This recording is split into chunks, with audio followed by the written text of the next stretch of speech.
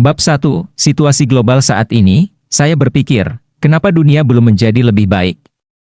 Maksud saya, bukan seperti yang saya inginkan, seperti tidak membaik sama sekali, tidak seperti surga dan adanya kedamaian bagi semua orang, masih sangat kacau saat ini, bukan hanya pandemi, tapi juga ratusan ribu hewan mati karena mereka tidak bisa menjualnya, mereka membunuhnya, ratusan ribu, babi atau sapi ataupun ayam, cerpelai, dan kemudian, seluruh dunia mengalami defisit. Karena pandemi, orang-orang tidak bekerja, mereka menjadi kurang produktif, tapi pengeluaran lebih besar. Bahkan saya mendengar utang Amerika sepertinya sekitar 30 triliun US$, sekitar itu, beberapa triliun bagaimanapun juga. Dan kemudian, terdapat Ebola, tapi mungkin sekarang lebih baik, dan salmonella pada ayam, DLL, dan flu musiman masih belum hilang, mendatangi kita lagi, dan itu juga terkadang mematikan, atau sangat tidak nyaman dan sangat merusak tubuh. Karena kalau Anda minum antibiotik, itu juga tidak baik untuk tubuh, dan bahkan penyakit-penyakit sebelumnya, seperti SARS dan MERS dan hal-hal seperti itu, mereka masih ada, di suatu tempat, mungkin mereka tidak menyebar, begitu cepat. Seperti COVID-19, tetapi mereka masih menyebar, hanya saja COVID-19 sekarang menyita segalanya, banyak pasien kanker yang terabaikan, rakyat mengeluh, dan surat kabar mencetaknya, dan tuberkulosis diabaikan.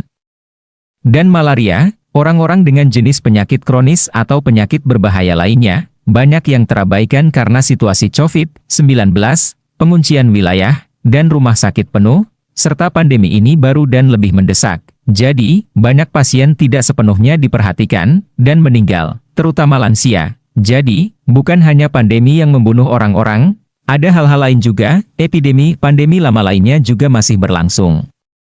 Dan sekarang kita bahkan mengalami banjir, hujan deras, dan tanah longsor di banyak tempat, dan bencana belalang di banyak tempat, lebah menurun, juga kekeringan di mana-mana, dan petani tidak berdaya, tidak ada yang dapat membantu mereka. Ini mengkhawatirkan dunia kita, beberapa orang khawatir karena semua ini, kita akan kekurangan makanan, dan bahkan tekanan mental. Bahkan beberapa dokter mengakhiri hidupnya, karena situasi ini dan mungkin virus menyerang otak mereka, sehingga mereka bahkan tidak bisa berpikir lurus. Itulah yang terjadi. Saya melihat salah satu dokter, sangat cantik, orang Amerika, baru saja mengakhiri hidupnya seperti itu, dan masih banyak lagi. Dan banyak dokter dan pegawai rumah sakit serta perawat meninggal karena infeksi. Karena sejak awal, tidak ada yang siap untuk hal ini, jadi mereka tidak punya peralatan yang cukup untuk perlindungan, jadi mereka meninggal seperti itu. Bayangkan, orang-orang heroik ini, dan kemudian di Inggris, contohnya dokter dan perawat yang telah pensiun, mereka kembali lagi, hanya untuk membantu karena mereka dibutuhkan, rumah sakit memanggil mereka, dan mereka kembali dan berkorban, dan mereka meninggal, banyak dari mereka, seperti itu.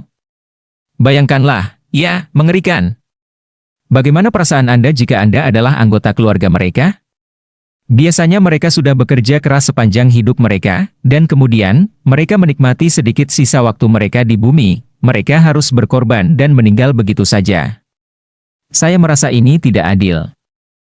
Ini merupakan waktu pembersihan yang besar, dan bahkan jika kita bisa mengatasi ini, yang lain akan datang, dan dewasa ini, kita menghadapi begitu banyak hal yang akan muncul, tidak hanya ini saja. Kita menghadapi Ebola dan kita menghadapi salmonella dari peternakan ayam dan sejenisnya, dan bahkan cerpelai. Tahukah Anda, orang mencabuti bulu cerpelai untuk dipakai?